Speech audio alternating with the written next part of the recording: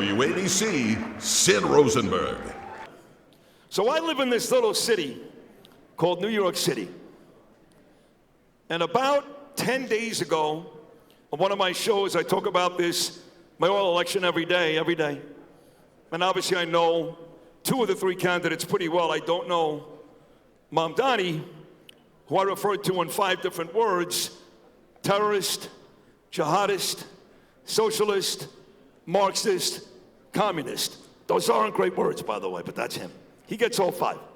But I know Andrew Cuomo just a little bit. In fact, I've hated Andrew Cuomo for the better part of 10 years. And Curtis Lee, what happens to be a friend of mine.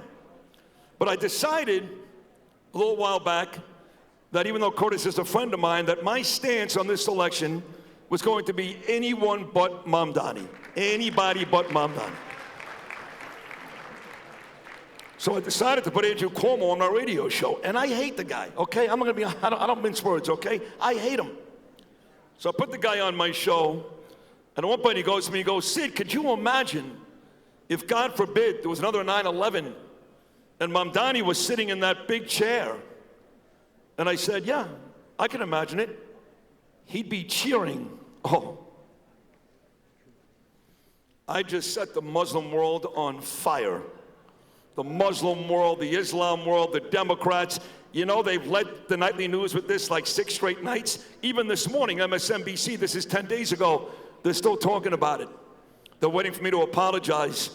You know, in one day, I got called out on Twitter by Ilhan Omar, by Mamdani, by some guy named Sean King, by Kathy Hochul, by Bill de Blasio. This is in one day. I said, wow, I'm really doing something right?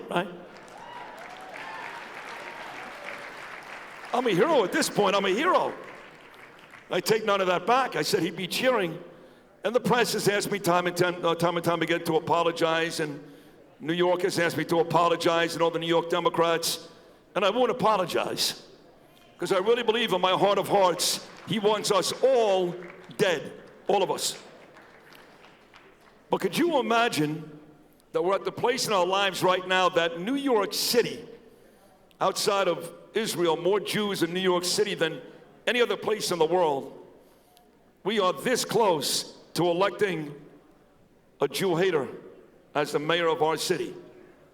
And I know the latest polls came back this morning and Cuomo is moving up in the polls, but gun to my head right now, Mamdani is going to be the next mayor of New York City. Here's the worst part. A lot of the folks that are supporting Mamdani, I saw the numbers the other day. Siggy, you sent me something, it's down to 14%. No, it's not. A lot of the folks that are supporting Mamdani are Jewish. When somebody explained to me what has happened to our people, I can talk about Tucker Carlson all day, he's a douchebag. I can talk about Candace Owens all day. I got a word for her too. It rhymes with punt.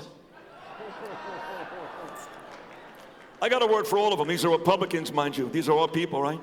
But Jewish people voting for a man that wants us dead. I just saw a commercial a couple of days ago with Reform rabbis who happen to be some of the worst people God ever created, just so you know. It's about as bad as it gets. 3 ladies, Reform rabbis, dancing in the streets in the joy that Mamdani will be the next mayor of New York. But here's where we are. So when this group gets together and talks about Israel, talks about Hamas, as important as it is, now it's home. Now it's home. I mean, you got to understand, I was the type of Jewish kid growing up with Norman Coleman. I've always been proud of my religion. I say this every time I speak. I'm not exactly the most religious guy, you know. I was the type of kid who would celebrate the first 2 Seders and eat veal parmesan on the 3rd Seder. I don't observe Shabbos. I only have 1 set of dishes in my house. But I've always been a very proud Jew. October 7th, I became an animal. I'd never gone to Israel in 56 years. I've been back 4 times since. Again, thank you, Felix. Thank you, Alex Trayman and Sippy Trayman and the One Israel Fund. Thank you, people. I've never been more proud to be a Jew. Never. And that day destroyed me. But now it's here. I believe there's what, over 200 now elected officials that are Muslims. Maybe 800 by the end of the year. Sid, don't say that. Muslims are good people. Well, if you listen to me, which a lot of you do, I don't beat around the bush, and I don't care what you think about me. I don't want Muslims running this country, and that's the bottom line. When somebody can explain to me how their ideology, their religion, their philosophy is in line with the Constitution of the United States, then I'll apologize. You raise your hand right now if you can do that. Somebody? Somebody? No, it doesn't. It doesn't. I'm pretty familiar with the Bible and the Torah. There's no murder in there, right? If you don't believe what we believe in, we don't want to kill you. They do. Now, I'm not saying every Muslim's a bad person. But when you preface something with something like that, the odds are, a lot of them are, right? I don't want to preface it by saying this, but the truth is, it's a problem. And when they took over New York City, which they're about to do in 4 or 5 days, the rest of the country gets a heck of a lot easier. We all can't move to Florida. I'm sorry, Siggy. I lived in Boca for 16 years. I was bored to death. Bored to death. And Israel is great, but they play football games at 3 o'clock in the morning. That's weird for me. So, for some of us that actually like New York City, and some of our better states in this country, it's scary. So I think we need to figure out, as a group of strong and proud Jewish people, what do we do from here? How do we make sure that this invasion doesn't continue? And how do we make sure that my 16-year-old son, Gabriel, and 21-year-old daughter, Ava, can take the 6 train in New York City and wear their Star of David and not worry about getting home safely? That's our job, okay? This is all great. It's a gorgeous hotel. The food's great.